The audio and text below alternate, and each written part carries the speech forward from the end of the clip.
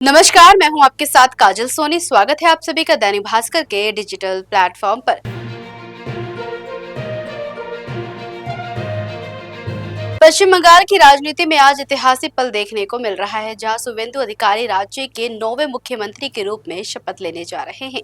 कोलकाता के parade ground में हो रहे भव्य समारोह को लेकर पूरे राज्य में हलचल है। ममता बनर्जी को भवानीपुर सीट पर हराकर राजनीतिक ताकत के रूप में उभरे शुवेंदु अधिकारी अब बंगाल की कमान संभालने जा रहे हैं।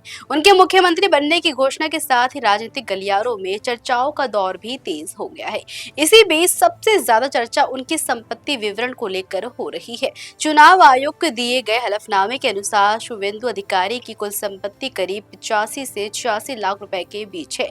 इसमें लगभग 20 से 25 लाख रुपए की चल संपत्ति शामिल है, जिसमें bank balance, post office, saving, LIC policy और अन्य निवेश शामिल है। सबसे खास बात यह है कि उनके ऊपर किसी भी तरह का कर्ज या लोन नहीं है, जो उनकी वित्तीय स्थिति को साफ और स्थिर दर्शाता है। जी हाँ, जो उनकी स्थिति को पूरी तरह से पारदर्शी दिखा रहा है। अचल संपत्ति की बात करें तो उनके पास करीब 9 लाख रुपए की कृषि भूमि, लगभग 27 लाख रुपए की गैर कृषि जमीन और प्लॉट व करीब 25 लाख रुपए के 3 रिहायशी मकान या फ्लैट शामिल है। दिलचस्प बात यह है कि उनके पास ना तो कोई कार है, ना बाइक है और ना ही सोना चांदी के आभूषण, जो उन्हें एक बेहद सादगीपूर्ण राजनीतिक नेता के रूप में ये दर्शाता है।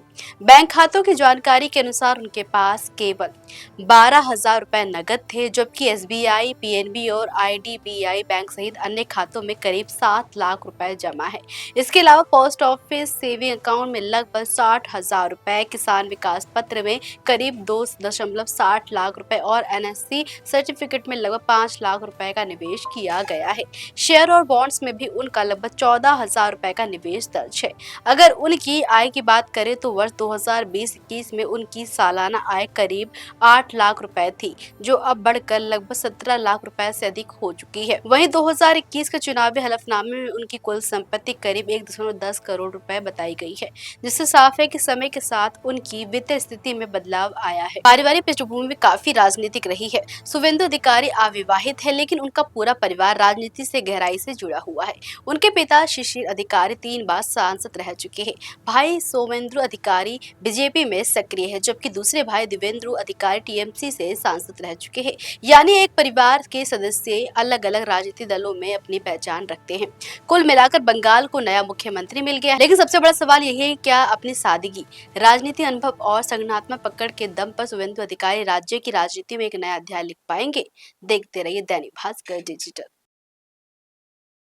राजनीति हो या क्रिकेट, देश विदेश की ब्रेकिंग हो या आपके मोहल्ले की बड़ी खबर, सब मिलेगा एक ही ऐप में, सबसे तेज और भरोसेमंद।